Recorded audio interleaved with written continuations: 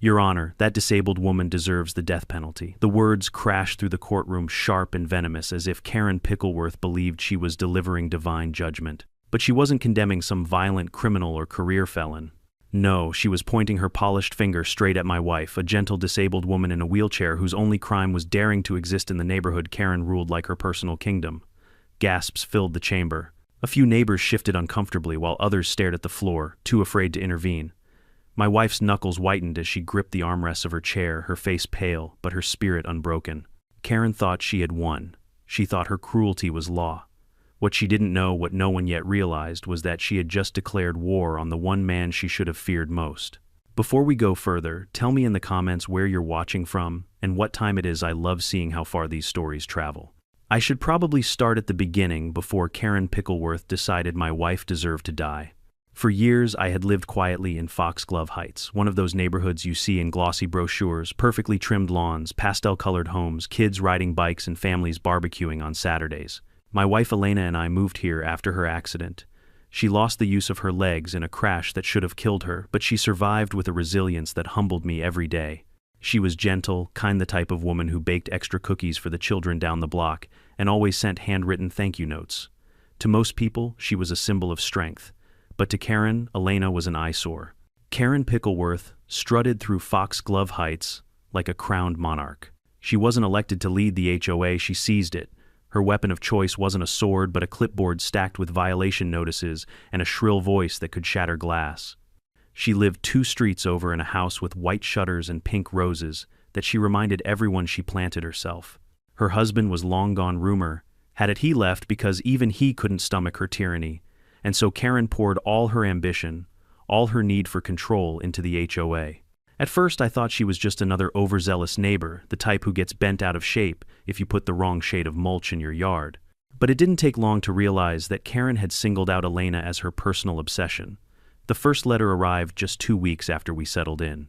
It claimed our wheelchair ramp wasn't up to HOA aesthetic standards. The ramp, required by law, inspected and approved by the city, suddenly became a threat to neighborhood beauty. I remember Elena laughing it off at first, but I saw the way her shoulders tightened as she read it. She was used to being stared at but not criminalized for existing. The second letter complained that our front garden looked depressing. You'd think we had weeds waist-high and trash scattered across the lawn, but no, Elena had planted lavender, sunflowers, and rosemary. But because she couldn't tend it on her own and I worked long hours, the flowers sometimes leaned a little wild. To Karen, that was an abomination. Soon, it wasn't just letters. Karen began appearing at our doorstep, flanked by 2 of her enforcers, HOA neighbors, who treated her like a cult leader. They were always the same types, puffed-up men with clip-on badges that read HOA security, as if patrolling suburban sidewalks gave them authority. They'd stand with arms crossed, while Karen demanded entry to inspect for compliance. I never let her in, of course, but Elena hated the spectacle. She told me she felt like a zoo animal being poked at for entertainment. I'll never forget one afternoon when Elena was watering her sunflowers. Karen stopped her Lexus in front of our house, rolled down the window and shouted, "You're lowering property values." The words struck like a dart. Neighbors on the porch across the street froze, unsure whether to intervene. Elena lowered her watering can, her cheeks flushed, and for the first time I saw her spirit bend under Karen's cruelty. That was the moment I knew this wasn't going to end with letters. Karen wanted Elena gone. But Karen wasn't satisfied with just humiliation. She wanted spectacle. She wanted to turn the neighborhood against us, to brand Elena as a problem that only she could solve. She started spreading rumors that Elena had a criminal past, that she was faking her disability for sympathy checks, that I, her husband, was laundering money through my work to afford our home. It was laughable, baseless, but the thing about gossip is, once it starts, it grows roots. And then came the meeting.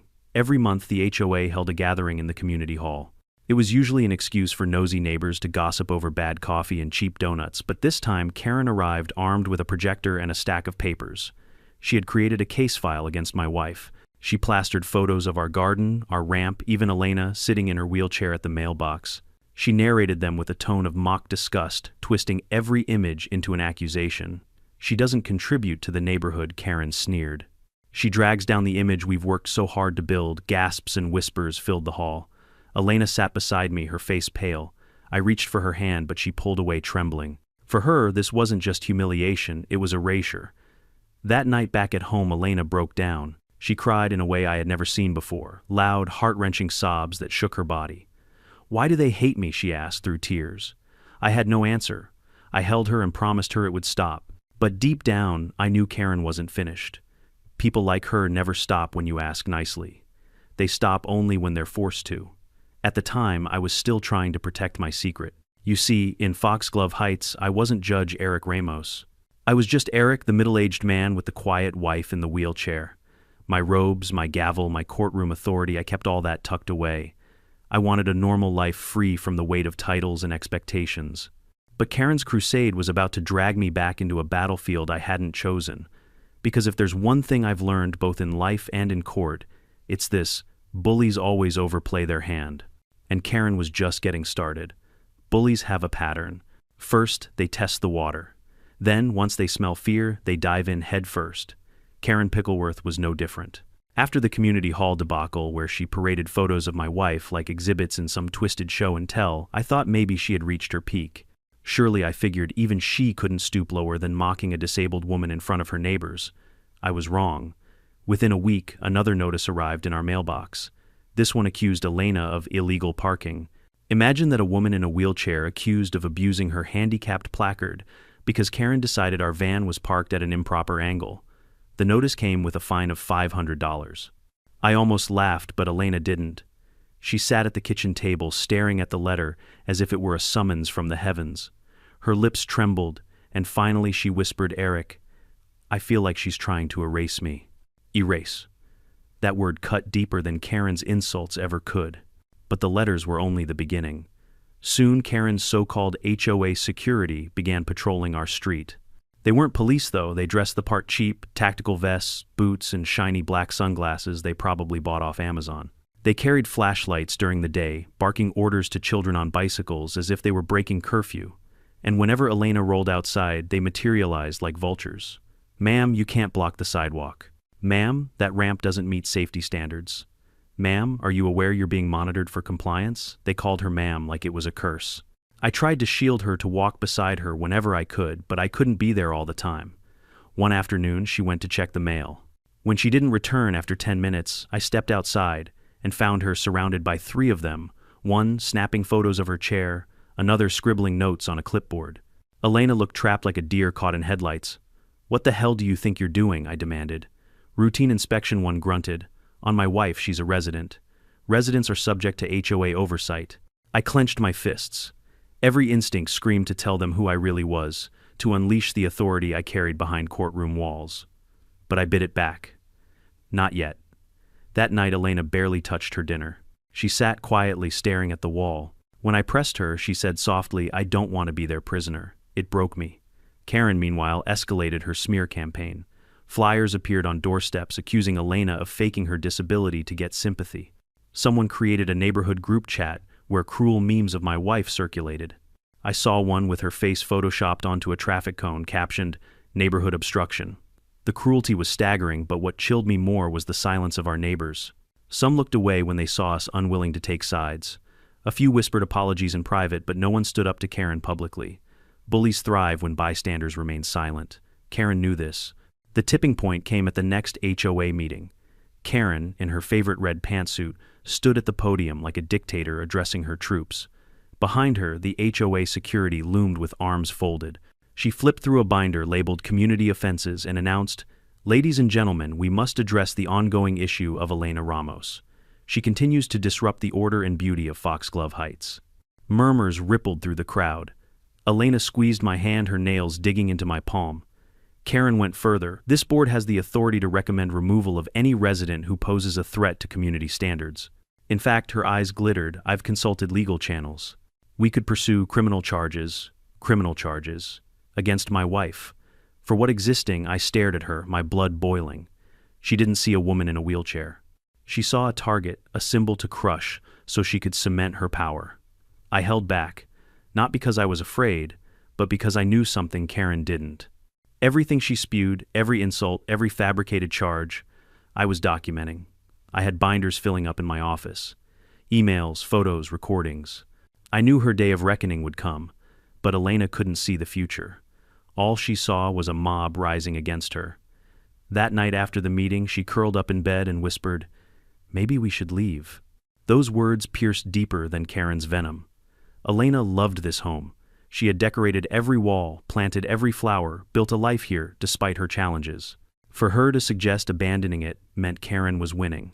I kissed her forehead and promised, "We're not leaving. She Island." I said it calmly, but in my heart a storm was brewing, because Karen had crossed the line from petty harassment into systemic persecution. And if she thought I was just another helpless husband, she was about to learn what happens when you push too far. You'd think after months of harassment, Karen would have run out of tricks. But bullies don't stop when they taste blood, they double down. The final straw came during what should have been one of the happiest days of my wife's life. Elena had recently been honored with a state award recognizing her volunteer work. Even from her wheelchair, she spent hours helping local charities, mentoring young women, and supporting disability rights groups. The community association, not the HOA, but an independent civic group, organized a small celebration at the Foxglove Heights Community Hall. Balloons, banners, neighbors in their Sunday best. For once, Elena was at the center of admiration, not ridicule. She wore a pale blue dress, her favorite, with a silver scarf draped across her shoulders. I'll never forget how radiant she looked rolling into that hall, greeted by applause. For a brief moment, I saw the Elena I fell in love with, confident, smiling, alive. But Karen Pickleworth couldn't let her shine, not for one night. Halfway through the speeches, when Elena was being introduced on stage, the doors burst open. In stormed Karen with her HOA security, 4 men in black tactical vests, emblazoned with cheap patches reading HOA Enforcement Division. They marched like stormtroopers, their boots echoing across the wooden floor. Gasps rippled through the crowd. Kids clung to their parents. I rose from my chair instantly, but Karen's shrill voice sliced through the hall before I could move. "Ladies and gentlemen, this event is a sham. This woman is a fraud." She pointed directly at Elena, her finger trembling with rage. Elena froze. The spotlight that moments ago made her glow now pinned her like prey. Karen slammed a folder onto the podium. "We have evidence that Mrs. Ramos has repeatedly violated community standards, falsified medical accommodations, and endangered property values. Tonight she will be held accountable." 2 of the enforcers advanced toward my wife. I lunged forward. "Back away from her." "Sir, stand down," one barked, puffing out his chest as though he had legal authority. Karen smirked. "Eric, don't interfere. The HOA has every right to detain residents who break the rules." Detain. As if this were some dystopian state, not a suburban block with pastel-colored houses and mailboxes shaped like ducks. But the worst part wasn't Karen's delusion. It was the silence. Dozens of neighbors people Elena had baked for helped comforted. They sat frozen, paralyzed by fear or apathy. The enforcers flanked her chair. One yanked at her arm. She cried out. The other snapped handcuffs around her wrists. Yes, handcuffs. For what crime? Existing in a neighborhood Karen decided she didn't fit. The humiliation was unbearable. Elena's award plaque slid from her lap, clattering onto the floor. Her cheeks burned crimson, tears streaming down as she looked out into the crowd, silently begging someone, anyone, to help. But no one moved. I roared, "You have no authority. This is illegal." Karen raised her chin smugly. "We're within our rights. The board has authorized her removal pending further legal action. Consider this a citizen's arrest." The enforcers dragged Elena's chair backward, her scarf catching on the podium, ripping it from her shoulders. She whimpered, and something inside me snapped. I surged forward, grabbing the chair's handles. "You're not taking her anywhere." One of the enforcers shoved me. The crowd gasped again, but still no one intervened. "Cowards." Elena sobbed. "Eric, please just stop." And that broke me more than the shove. She wasn't begging me to stop them, she was begging me not to get hurt. In that moment, I swallowed my fury. If I fought physically, they'd twist it against us. They'd call me violent, dangerous, unstable. Number I had to think bigger. So I let them drag her away that night. I let Karen bask in her sick victory, strutting behind her enforcers as if she'd conquered an empire. But inside I made a vow this would be the last time she ever humiliated my wife. The aftermath was devastating. Elena was released hours later, no police report, no charges filed. Karen simply paraded her arrest as proof that she was unfit for the community. Flyers circulated the next day with photos of Elena being cuffed. The caption read, "HOA takes action to protect Foxglove Heights." Elena locked herself in our bedroom for 2 days. She wouldn't eat, wouldn't speak. When I tried to comfort her, she whispered, "They see me as a criminal. Maybe I am the problem." That shattered me. I sat in my office late that night staring at binders of evidence I had collected: letters, flyers, recordings, eyewitness accounts. I had kept it quiet, biding my time, trying to protect my anonymity. But no more. Karen thought she had won. She thought she had destroyed my wife's dignity, crushed her spirit beyond repair. What she didn't know, what she never could have guessed, was that the man she was tormenting wasn't just a husband, he was a judge. And soon the gavel would come down, not on my wife, but on Karen Pickleworth and her kingdom of cruelty. If humiliation was Karen's goal, she achieved it.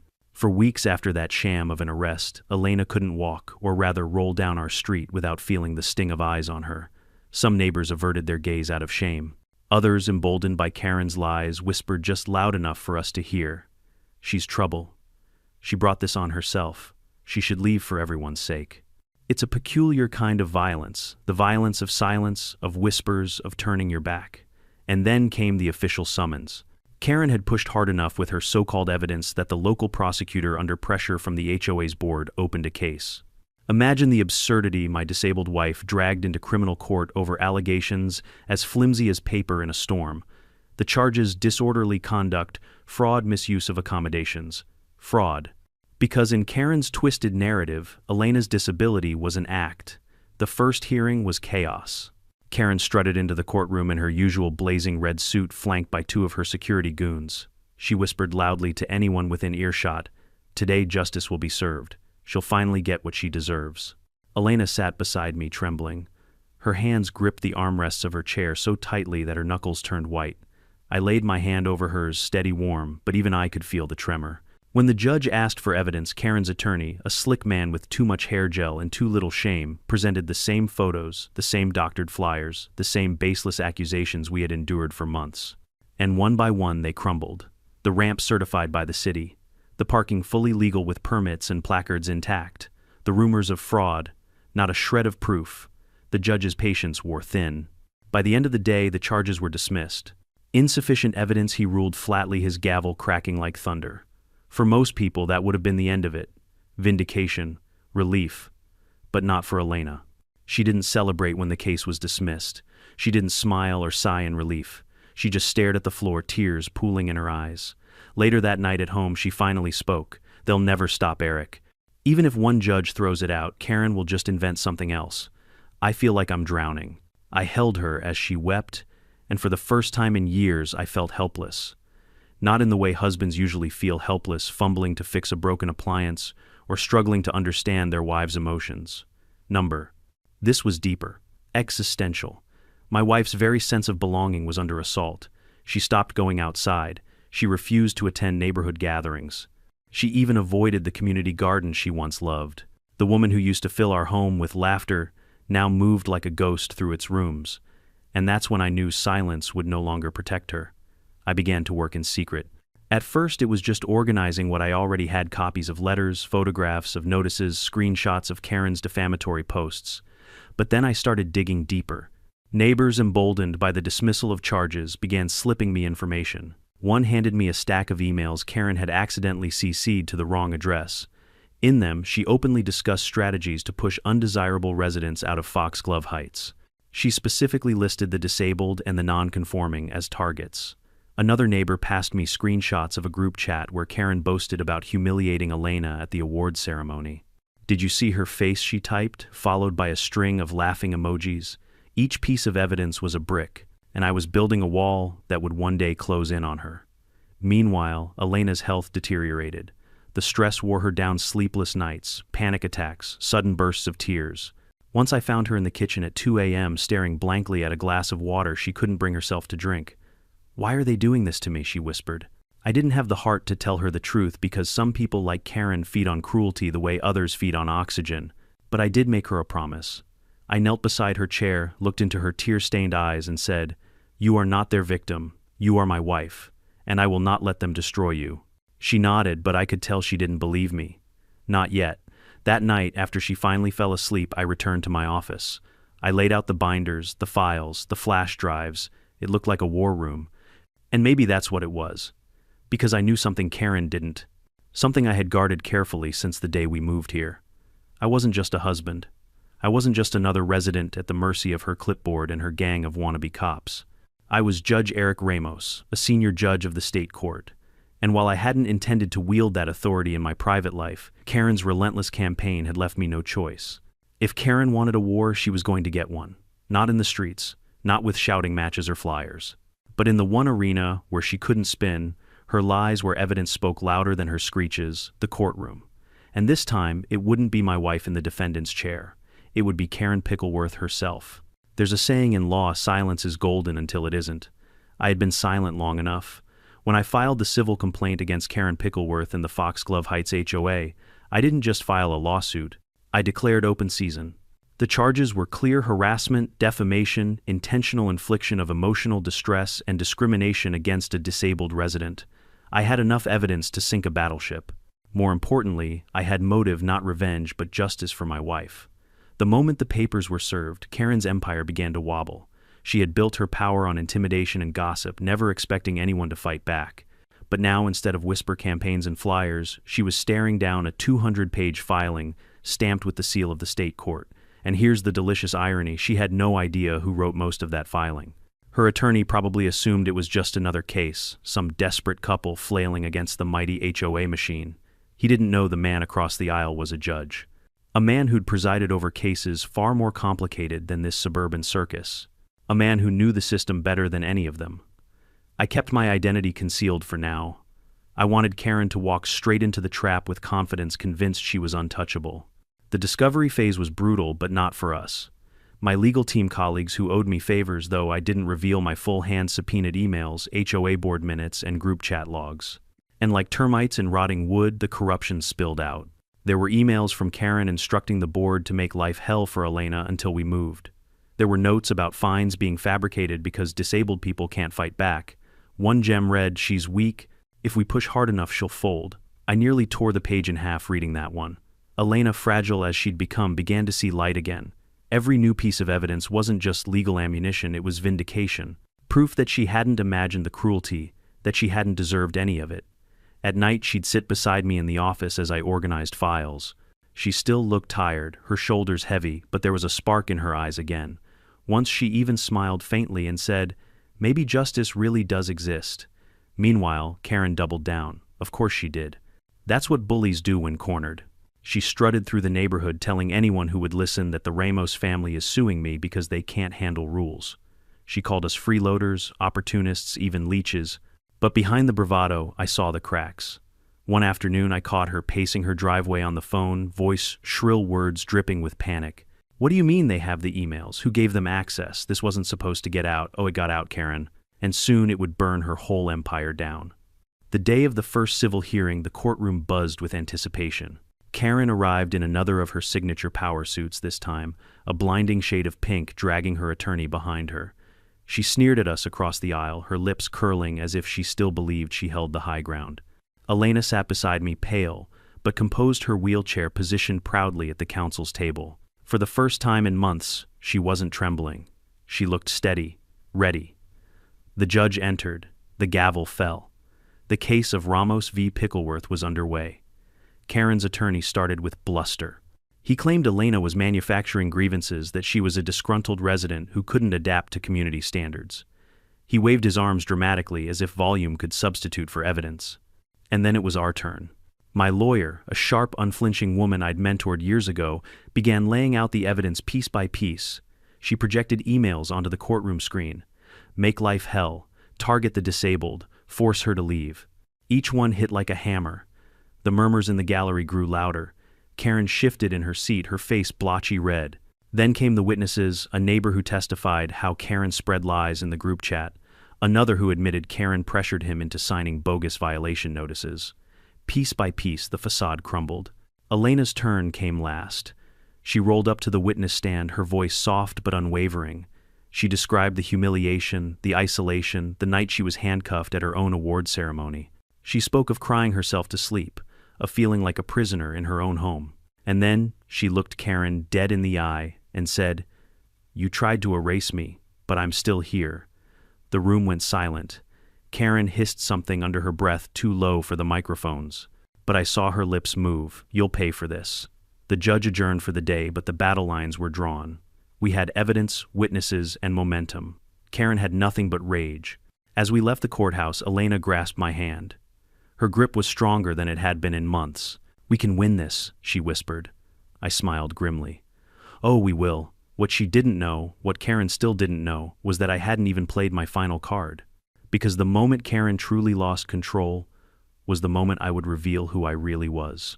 And that revelation would destroy her. The courtroom was packed on the second day of trial. Word had spread through Foxglove Heights like wildfire. The almighty Karen Pickleworth was finally being dragged through the mud she had thrown at everyone else. Neighbors who once sat silent in her meetings now came to watch, their eyes wide with curiosity. Karen strutted in late, of course, as if the schedule itself bowed to her. She wore another sharp suit, blood red this time, with a string of pearls that clacked when she shifted. Her face was powdered, but even makeup couldn't mask the dark circles under her eyes. She thought she could win by sheer force of personality, but bullies I knew always collapse under scrutiny. That morning, our attorney presented a series of text messages between Karen and her board members. They were damning. In one, Karen wrote, "Disabled people drag down community value. If we don't force her out, she'll infect others with weakness." Gasps filled the gallery. Even the judge leaned forward. Karen's attorney tried to object, claiming the messages were taken out of context. But the context was crystal clear. The more evidence we displayed, the more restless Karen became. She tapped her nails against the table, her foot bouncing uncontrollably. And then came the cross-examination. Our lawyer asked Simple direct questions. "Did you instruct your board to fabricate violation notices?" "No," Karen snapped, her voice brittle. "Did you order your enforcers to handcuff Mrs. Ramos during her award ceremony?" "They weren't handcuffs, they were Mrs. Pickleworth, were they?" "Handcuffs, yes or no?" Karen faltered. "Yes," but her mask was cracking. The gallery murmured, and Karen's face flushed crimson. Then the question that undid her: "Why Mrs. Pickleworth? Do you feel so strongly that Elena Ramos does not belong in Fox?" Glove Heights. Karen straightened her back, her eyes narrowing like a predator cornered. And then, in a moment that will haunt her forever, she shouted across the courtroom, "Because people like her don't belong anywhere. She's a parasite, a disgrace, a disabled woman who deserves the death penalty." The words detonated like a bomb. The room erupted in chaos.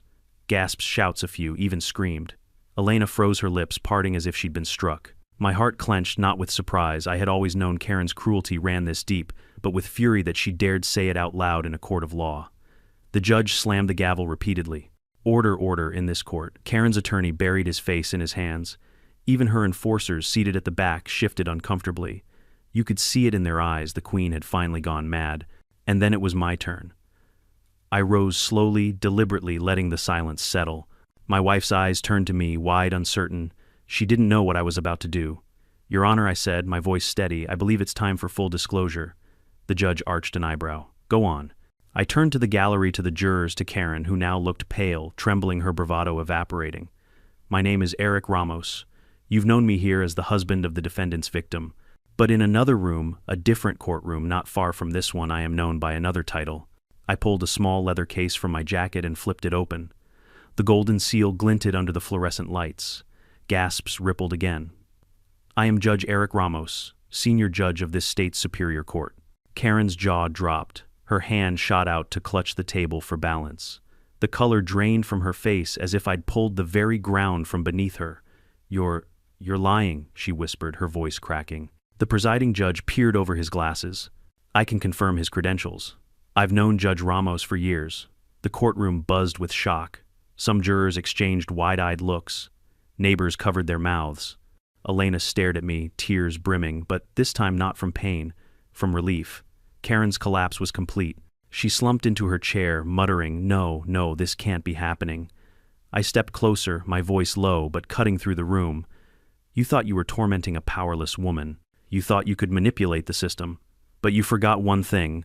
Mrs. Pickleworth, the system has teeth. And today they bite back." The presiding judge banged the gavel again. "Given this outburst and the new disclosures, this matter will be referred to federal authorities for investigation of potential hate crimes and civil rights violations." Karen groaned, her pearls clattering as she buried her face in her hands. The queen of Foxglove Heights had finally fallen, and the sound of her crown hitting the floor was sweeter than any verdict. The fall of a tyrant is rarely sudden. It's more like a landslide, one rock tumbling then another until the whole mountain crumbles. For Karen Pickleworth, the landslide began the moment she screamed for my wife's death penalty in open court. The federal authorities moved fast. The presiding judge wasted no time ordering her emails, chats, and HOA records forwarded to investigators. Within days, the Department of Justice announced a civil rights probe into systematic discrimination against disabled residents. Suddenly, this wasn't just my wife's fight, it was a matter of federal law. Karen's precious HOA board fractured overnight. Some members scrambled to save their own skins, resigning en masse and claiming they had no knowledge of her schemes. Others tried to cooperate with investigators, handing over files that only damned Karen further. The so-called HOA security dissolved instantly. Without her shadow to hide under, they were just middle-aged men in cheap vests, pretending to be soldiers. The neighborhood itself began to shift. For months, silence had been the shield of cowards. Now neighbors knocked on our door with casseroles and apologies. One elderly woman, her voice trembling, confessed, "I should have spoken up sooner. I was scared. I'm sorry for what she did to you both." Elena, gracious as ever, thanked her. But I could see in my wife's eyes that forgiveness would take time. Karen, meanwhile, spiraled. She was removed as HOA president by unanimous vote. She lost her job as a real estate broker when the licensing board revoked her credentials for ethical violations. The lawsuits piled up, not just ours, but more than 20 families who had their own grievances.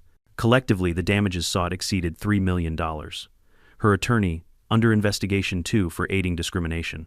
Rats fleeing a sinking ship. The woman who once barked orders and strutted with her clipboard was now reduced to whispers behind closed blinds. I heard she sold her Lexus to pay legal fees. Eventually, foreclosure notices appeared on her perfect pink rose house. And my wife, slowly, she rose again. Elena began therapy, both physical and emotional. At first she was fragile, tentative, her smile rare. But as the news spread, as neighbors expressed support as Karen's empire collapsed, Elena regained what Karen had stolen, her dignity. One evening I found her in the garden again. She was trimming lavender, the sun casting gold across her hair. She looked up and smiled. Not the ghost of a smile, not forced but real. "I'm ready to live again," she said. It was then she surprised me. "Eric, we can't just stop at winning this case. We have to make sure nobody else suffers like I did." And so, together, we launched the Dignity Defense Fund, a nonprofit providing free legal aid to disabled individuals facing harassment or discrimination. Word spread quickly. Donations poured in. Calls for help came from across the state. Elena had found her purpose again, transforming her pain into power. The day we won our lawsuit, the courtroom was standing room only. The jury awarded us significant damages enough to cover the harm done and more. But the money wasn't the victory. The real victory was the sight of my wife sitting tall in her chair, eyes shining as the verdict was read. Karen wasn't there to hear it. By then she had collapsed under the weight of her disgrace, refusing to show her face in public. Rumor had it she moved to another state, living in obscurity, her name forever tied to infamy. I won't pretend I felt pity. Some people dig their own graves so deep that climbing out is impossible. What I did feel was peace. Not because I had won, but because Elena had survived. Because the woman who tried to erase her ended up erasing herself instead. And as I looked at Elena across the courtroom that day, I thought justice doesn't just balance scales, it restores souls. Life has a way of testing us, often through the cruelty of others. My wife's struggle wasn't just about HOA rules or neighborhood politics, it was about dignity. Karen tried to strip that away, believing her power was absolute. But what she didn't understand is that power built on hate will always collapse under the weight of truth. We could have run. We could have packed our bags and let the bully win. But sometimes the bravest thing you can do is stand your ground and fight, not with fists or fury, but with law, with truth, with unwavering love. Elena's journey taught me something priceless. The people who try to break you often reveal the strongest parts of you. She was humiliated, handcuffed, mocked, and yet in the end she rose. And through her resilience, others now have hope. If you take anything from this story, let it be this: don't let anyone convince you that you don't belong. Your dignity is not theirs to take. And when you fight back, especially through justice, you're not just fighting for yourself, but for everyone who comes after you.